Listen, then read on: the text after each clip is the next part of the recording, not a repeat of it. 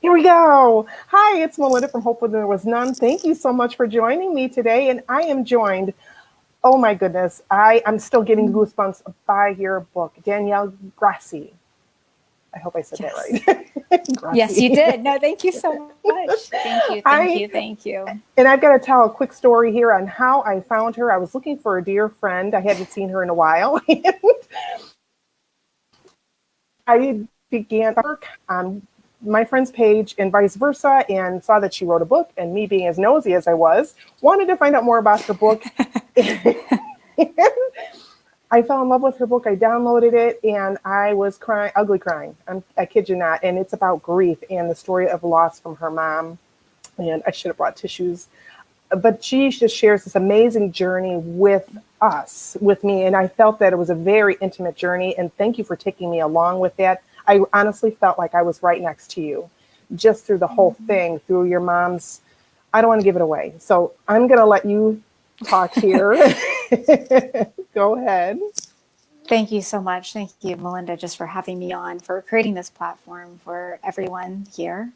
Yes, so it is a book about grief, but it's even more than that. It's a book about loving yourself in the process of grief, transforming grief into love, and knowing who you are after grief. There's, you hear about 12 steps, you hear about, the transition or just trying to take away grief, but no one really puts themselves in a position who you are after the grief is transformed. And this book starts to talk, it's the starting point of the conversation to talk about who are we after grief? Who are we now? Like, we're in grief now, just with COVID going on. It's grief of loss of job, loss of income, loss of going outside and feeling safe. And there's a lot of loss.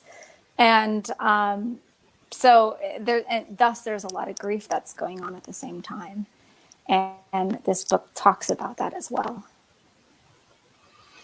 Yes, it does. And my friend here, Hannah Lee, she's dealt with some grief herself. Yes, she's an amazing survivor, and just sharing her own story too. But I know she'll get a lot out of what you have to say today. Thank you. Oh my gosh. Well, thank you, Hannah Lee, for joining us. Yes, Miss Joe. Yeah, so I'll share the comments that do come on in for us, Perfect. for you, maybe questions as we go Perfect. along. So go ahead. So how did you Thank finally you. decide that I needed to write this as a story? What point did it come to, like, someone will benefit? So my mom passed. I'll actually give you the logical date, and then I'll back it up as well into the spiritual. But my mom passed March 15, 2017. And then I started writing this February 2018. And I just got so many in the spiritual world downloads, like so many things coming to me of like just what my grief meant to me. And I was just trying to heal myself at that time. I hired an amazing coach, Johanna Gardner, and just trying to transform this grief. And there's one day where I was like just laying in bed, and the first like 2-3 paragraphs, I think they were the first 2-3 paragraphs, I think they're now on page 2, just kind of came to me. And I'm like, this could actually be something. And at first, we were talking about this, Melinda, it was kind of out of ego. I was like, okay, I'll write this and be this amazing person, whatever. And you know what? The universe owes me, damn it. Like, the universe owes me, because I lost the best thing that could ever like happen to me, my mom. I lost my mom. And for any child or mom thinking of how their kid is going to go through a death and then like that be it, you can't see the other person anymore, it's extremely challenging. I never knew that there was that much. I didn't know I could feel that bad. I didn't know that existed, which it's hard. But like I mentioned, it was out of ego at first, and then it became sadness, and then it became a healing journey where I was healing with the people. Like as I'm writing it, I'm healing, and I could feel that other people at the same time were healing too, even though it wasn't finished. There is no time, right? and just feeling through that this could actually be a powerful thing, a powerful tool. Because you have the grief, and then I'm assuming that this was like a second grief then, from the sounds of it, while you're writing this. Oh yeah, second, third, fourth, fifth. It just goes Oh. on and on because there's so many layers to grief. And I feel like I've even had friends who ask me, they're like, well, it's been a few months, it's been a year, it's been 2 years. Do you think you're done? You can never be done with grief. I know. That's another thing I would love to talk here about, is that there's sometimes those second or third, like, knife in your back feelings that people around you will say, and you have to go, okay, well, they don't know how this feels, so I'm not going to blame them. They don't really know. But sorry, remind me again what the question is, because I was on a roll and then I totally forgot. You are my soul sister. I don't remember. I do have, Joe is making a comment. She said, my 4 kids all showed their grief in different ways after their dad had died. Yes, there are so many different ways. Cool. I can only speak to my own way, but I can only imagine. And especially with the age, right? That was Joe who commented, the age too of what stage the child is at while the grief is happening, and what milestones they're hitting. My sister died in 1975 and I still feel grief. Yeah. Yeah. So it's not lost, but it can be transformed. And just like you were mentioning, that's somehow what other people say kind of felt like, hey, you should be over this by now. It's been 6 months or a year. Over this by now. And that's not the case. That's not the case. You are never over it. But it is a beautiful reminder that it can be transformed. I think of grief as a consciousness, and almost like fear, sadness, happiness. It's a consciousness that comes over you. And knowing that there is an actual bridge that allows you to be another self and transform grief is that silver lining. Oh, that's good. That is really good. It is a bridge. It's an odd bridge. And there is no time on the bridge. But there is love on the other side of the bridge. You make me cry. That is really good. That is really good. And I've been blessed. Honestly, my mom's still around, and my dad's still around. So I'm blessed. I just still have both of my parents. But, you know, the loss of like an uncle or aunt or even a best friend that was close to me is still, that's still really rough. That really is. That is now, with your story, you go on from when you were just a wee bit of a thing, and the relationship with your dad was kind of like, I just kind of wanted to go and shake him. So can you take us through your book a little bit? Sure. So I start off in 5th grade, and it really shows spotlight to how my mom and I were. We were like Gilmore Girls. We were a tag team. We were like peanut butter and jelly. I don't know how to describe it, but we always had boundaries. She was always the mom. I was always the daughter. And she built so much confidence in me that teachers didn't see, society didn't see at that time, but she could see it. And that was my source of power, was her. My source of power was my mom. And as I'm growing up, I'm getting that confidence. I'm meeting my husband. I have a really strange relationship with my dad, where I feel neglected, in a sense of that my parents got divorced, and he never fulfilled the shoes of what I expected from a dad. And my mom passes. I'm going through this book so quickly. My mom passes, and it's not an easy pass. She passes of cancer 5 months after I find out that she has cancer. And everything's really quick. I have to sell. She had rental property. I had to sell 2 rental houses in Texas while I'm living in Maryland, trying to start a life. I'm just starting to like be an adult. I'm 25, and I'm like, oh my God, I just like going to work is hard. why I don't know how like I'm gonna like grasp all of this. And I just take it one step at a time.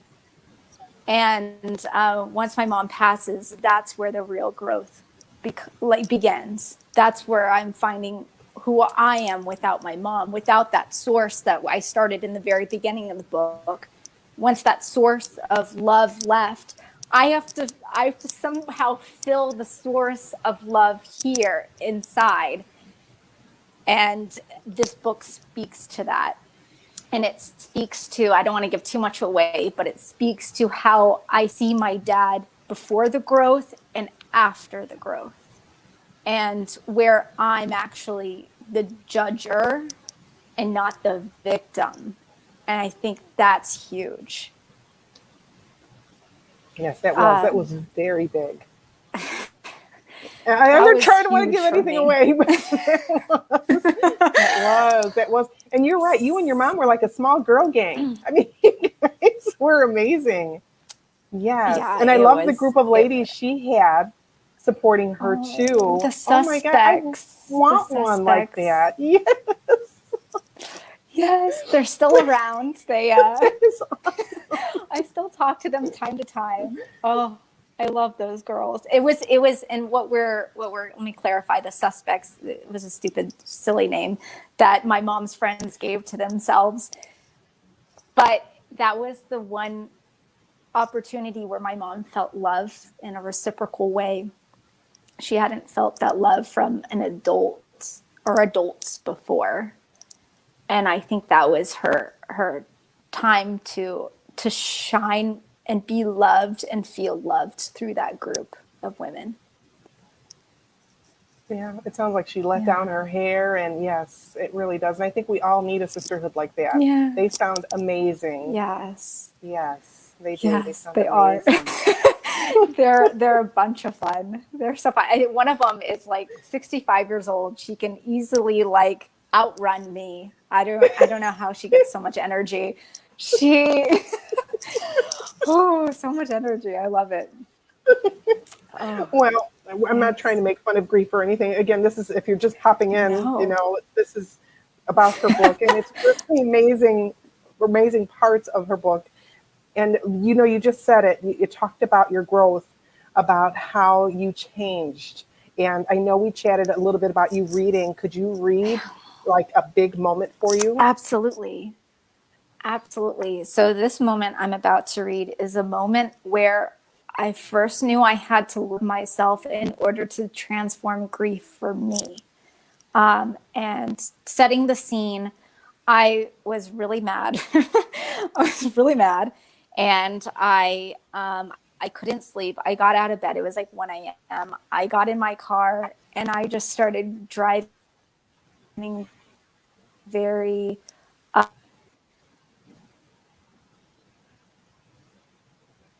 Uh-oh, I lost you. Are you Oh, there? there you are. Yeah, there you are. I Oh can no, I hear you can't now. hear you. Oh no. Oh But no. just keep talking. We can hear you. Um, do you want me to keep going even though I can't hear you? Do you want me to just read? Okay. Okay. So I'm setting the scene where I get in my car, start driving, and I drive like a maniac. I'm so mad. I'm so filled with anger. I'm really upset that my mom not just died, but I felt that she left me. She left me in this world where I didn't have another Gilmore Girl type. She was my everything, and she left me.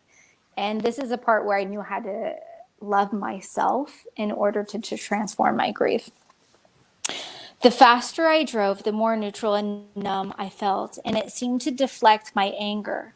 I drove even faster until I saw a 16-point buck clear on my path. I swerved, leaving skid marks on the road, and I barely missed hitting the deer. I no longer felt anger, but stupid for being so reckless. I sat in my car facing the wrong side of the road and stared up at the sky without any emotion. I wasn't looking for anything in particular except for the vastness of what I found. The sky was clear and still. It was cold, but I found it refreshing. The question I had been asking myself re entered my mind as a thought that was given to me. How will I love myself? The question had a lonesome, bitter taste. My ego kicked in and quickly responded, I wouldn't need to love myself if my mom were alive and my dad did a better job at being a dad. How will I love myself? The question came ringing back again. I didn't know how to answer that. It's not something you're taught at school. You just do. What is love? What is the true basis of love? I had a mom who loved me for 25 years and a boyfriend whom I was hoping to marry in the near future, but I couldn't define what love was for me. Then it dawned on me. The way I love is through appreciation. I appreciated mom for being a great person, my confidant. I appreciated her for standing up for herself and knowing how to be so strong. She was so independent. She didn't need anyone or anything in order to be successful. I admired that. I appreciated Matt for his silliness, for being himself. He never drifted away from his own opinions in order to please others. He was 100% genuine. I appreciated myself for my willingness to go deeper in love for myself. I appreciated my own strength in helping mom through her transition. I didn't know what else to say. I felt like I was only scratching the surface to feel my own love for myself. It felt so silly that I had to practice this love to begin with. I was taught growing up that I am love and that I come from love. Why was it so difficult to feel love if I am love? Ooh, Thank you. I still that is can't hear you. I'm so powerful. sorry. I'm wondering if I just Oh no. I know. I'm so How about Can you now? hear me?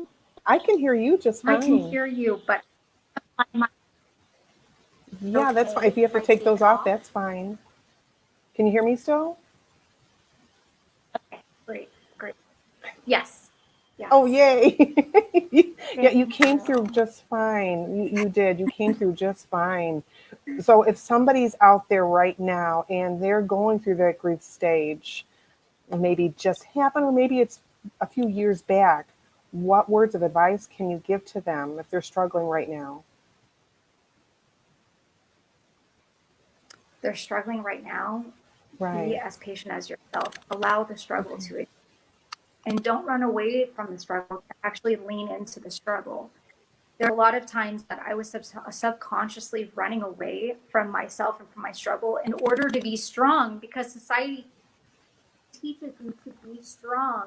Okay, I'm going to deflect that right now. But the feeling only wants to be seen, it only wants to be heard. And once it's heard, it actually, in a way, transforms. It might not disappear all the way. Sometimes it will take a little practice. But leaning into the grief as much as possible, it actually mends itself in a weird way. And you mentioned you had a coach, and it sounds like she sounds like she was a fireball. It really does. Yeah, yeah, Johanna Gardner, she's absolutely amazing. She led me to discover a lot of things about myself. And in particular, I remember one session that she she wanted me to see that I was just mad at my mom for dying, and I did not want to feel that. Again, I was deflecting the grief. Um, I didn't want to feel that I was mad at her because it's sad. Why would I want to be mad at someone who's already passed? And maybe this won't help everyone, but in my case, it really helps knowing that, oh, my feelings are okay. My feelings are justified. And I was mad with her leaving. It's a big shock. And once I felt that anger, a little bit of my grief transformed. There's a lot of aspects of grief, and that was one of them for me. There's, oh my gosh, so many. There were some where I didn't feel confident, or I felt back where I was that fifth grader in Mrs. Voss's class being yelled at. And I still feel that on time to time again, like through even now. Um, And I have to really choose in every moment, every now moment, that I'm on my own path and I have the right not to be, I could be the loving, beautiful child, but I don't have to have the scars of that child. I have transformed so many times, and I can actually now be in where I don't have to watch others. I can be in that love and love for myself and have the power to say no and to say what I want now, even without my mom. Oh, that's powerful. Yeah. That is powerful. Wow, the whole journey, and thank you for taking us on that journey with you. I do have I think a question. Let me look at this. Let me go ahead and throw this on here. The hardest griefs I've had to deal with is two murders and quite a few people who committed suicide.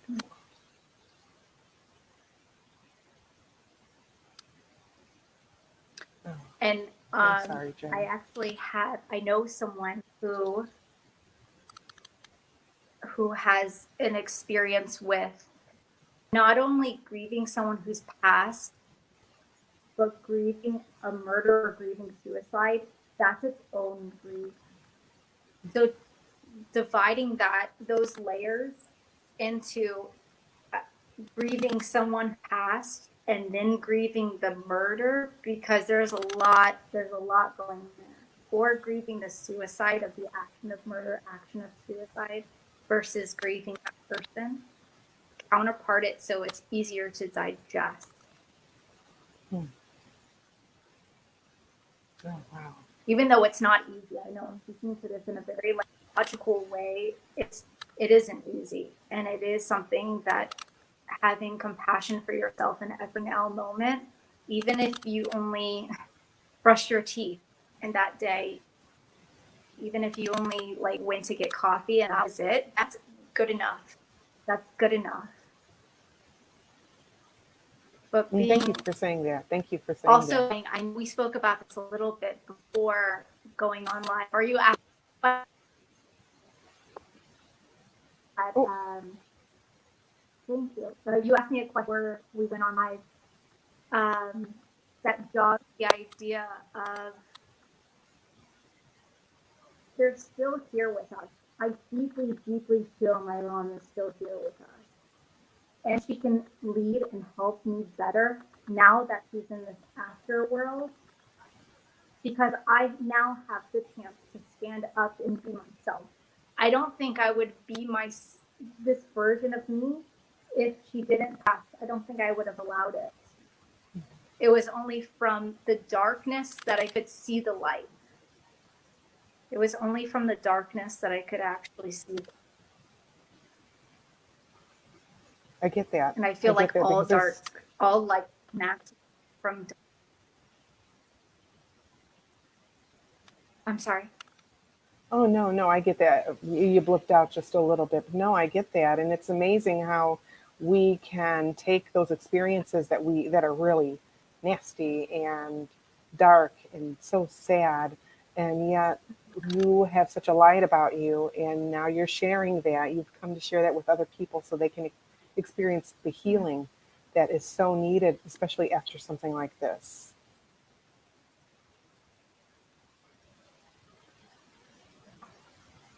Yeah, absolutely. Thank you. Thank you. Thank Yes. you. Oh. And so, what about, and I think we touched on this briefly a little bit, those people that might be those naysayers, hey, get over it, get done, just to just say, kind of blow them off, listen to your innards. What I'm advice can you sorry. give to those Can you that say the like, question again? oh, sure. So, what advice could you give to somebody that it has maybe their tribe is not very supportive and they're constantly or saying, hey, you need to get over this. It's over, it's in the past.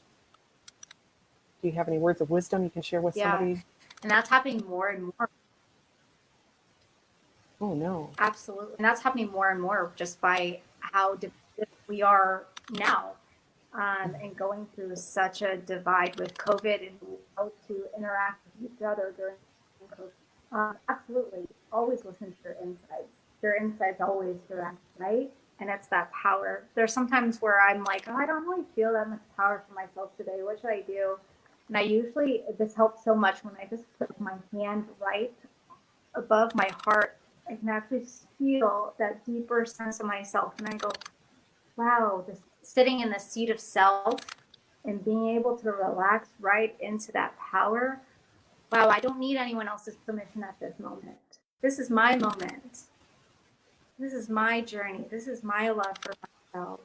How beautiful it is just to sit here and to just, everyone can have their own opinion, right? My sister, brother, uncle, Joe, uncle, whoever, grandma, grandpa, husband, they have their own opinion. And that's what makes this world so beautiful, right? Because they can have theirs, but I can have mine. I can have mine. Oh, now,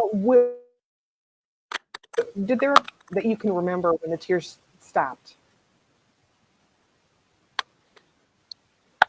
You know, was there ever a point in time where I would go through these.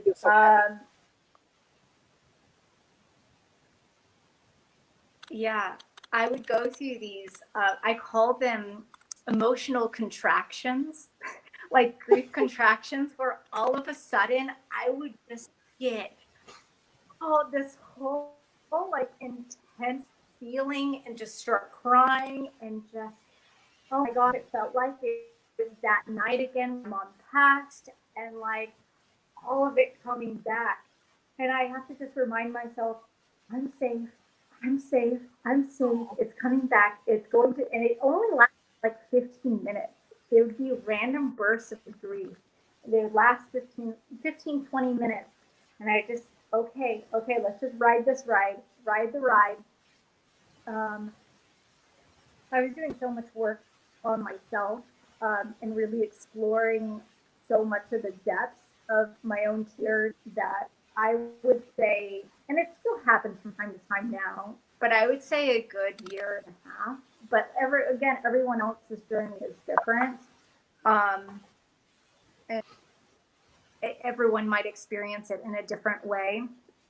But anytime I'm sad, I would look at it through curious eyes and say, okay, why did this trigger me, or why am I triggered right now? What are my surroundings? And it was usually something that happened to myself before the age of 8, or maybe a little after. That might have something to do with my dad, and my mom wasn't there to protect me. Thus, I felt like I lost my power and got a trigger of, she's dead again. Okay, this trigger is happening. She's dead.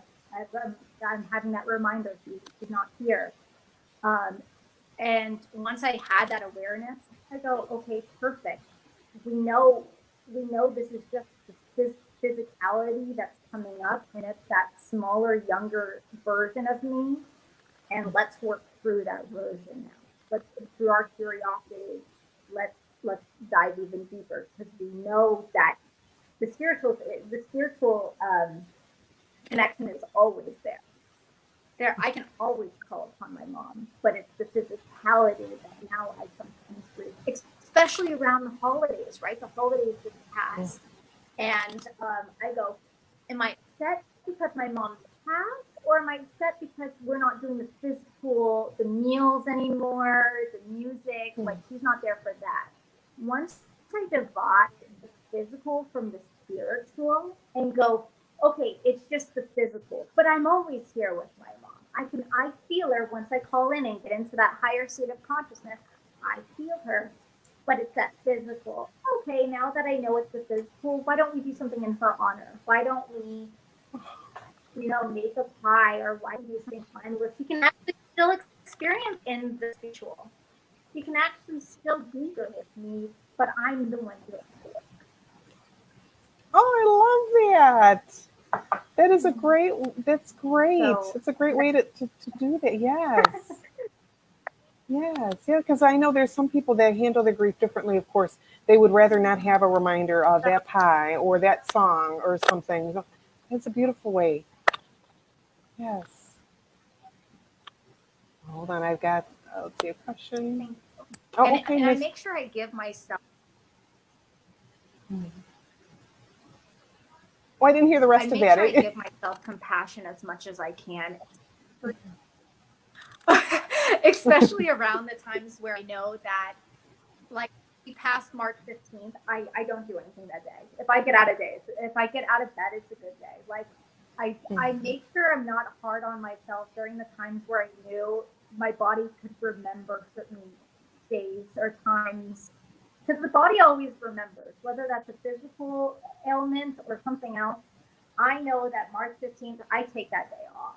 I know through the holidays, I give myself as much time and peace as I can. And certain times around where it was extremely difficult for me, I kind of just sit back and go, this really doesn't have to get done right now. It can get done maybe in an hour or maybe tomorrow. It doesn't need to get done right now. Right now, my body needs me, my soul needs me, and I can go back and see the self. And I can do whatever I need to do in 30 minutes, 10 minutes. I need me time in this 2 seconds. And it usually evolves around grief. And I make sure I give myself as much. But it is easy. And it never will be easy. But knowing that she is always with me makes it so much easier. And if you can't feel the loved ones near you, So Joe has a question about that too. They're always here. Yeah. How do you know your mom is still with you? I feel her. I feel her so deeply. Sometimes I call, oh, Joe, this might be amazing. Are you able to start a connection with someone that has passed at a certain time during each day? It makes it easier. And I've heard this trick maybe like 6 months ago, and it does help, where if it's at morning at 9 a.m. or maybe in the afternoon, evening at a certain time, where you just have 5 minutes and you go, okay, hey mom, hey dad, hey sister, brother, I want to connect with you. And you might not hear anything for a little while, but to sit in that kind of meditative spot every day at that specific time and call on them, and you'll start feeling something. You'll start feeling it, and it will become a ritual. That really helps. I've heard that before. I've heard that. Or getting like the little, yeah. Or getting like little symbols. I don't know how I asked my mom this. We knew that she was passing and like needed to talk about her death as much as possible. Oh, you already do that. Awesome. And Joe, have you felt anything from that? I wonder, Joe, if you felt anything from just sitting in that silence and getting into that state. Or symbols too, right?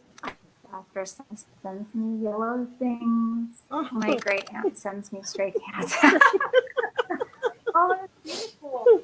I asked my mom before, maybe like maybe like 2 weeks, 3 weeks before she passed. I go, so what is your sign? And she says like, spinning dimes. And I was like the coin, like a dime. And I was like, oh, okay. So when I see dimes, I've never seen them spin. But when I see dimes, I'm like, oh, I really feel like my mom is here. And I feel like usually those times I'm like with a really good friend, or like I'm with a female group. She always comes when I'm like, a lot of female energy comes through. And that is that. But that's awesome, Joe. That's awesome. I love the stray cats. I'm wondering if there is a story there. I know there has to There's a be. story there with like stray cats. And then here's Miss Shelley. Where do you see God and in grief? Oh, what a great question. Where do you see God and in grief? That's really, Kelly, can you just for my own enjoyment, can you kind of specify like in what aspect, or are you just talking in general? In general, ooh, that's such a good question. Where do you see God's hand in grief? To show us the love that we have for ourselves, and show us that we never really needed the attachment to that person in the first place. to show us that it is really just an illusion that we are separated. It's such an illusion because they are here right now with us. We just have to tune in, and it's a different language. It's such a different language. Like getting into that soft spot, tuning in, being overwhelmed by so much love, and to show ourselves that we never really needed to be attached to them in the first place. And I know that's like really hard. And it took me a while to say that. We never needed to be attached because we are God. We are, you know what I mean? We are everything. We are everything here. We never needed to be attached to them or anything that we're grieving. There's a story, Joe. I would love to hear it one day.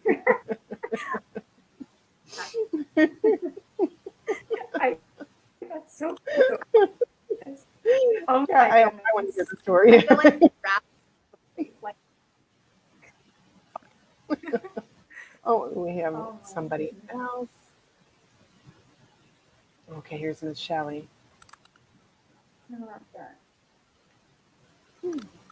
In heaven there is no time, so we're already with them. I agree, 100%. I agree. It's always the now moment. Always that now moment, and I think that's. It shows us that we're actually spiritual. Like there is more. There's more to life than just death and dying, but to grow. I feel my mom is growing with me in the spiritual as much as growing in grief and love with myself in the physical. And I feel like we're mirroring each other through that process. Oh, your mom sounds like she was amazing. She really does. Just reading, and I do love that you guys were like the Gilmores, and you had those boundaries. You know, I know that's lacking in some relationships that of people that I know where they don't have those, and mom is just the best friend, and it's like no. So I love that. I really do. Oh, wait, let's see. Oh, Miss Joe. I moved from Australia to America. I moved from Australia to America. I thought I could feel my great aunt here, but wanted proof. About a week later, Jim, hubby, complained about all the stray cats around the house. When I was a kid and visited the farm my aunt lived on, I would catch the barn kittens and tame them. She told people about it and made it sound like I was a lion tamer.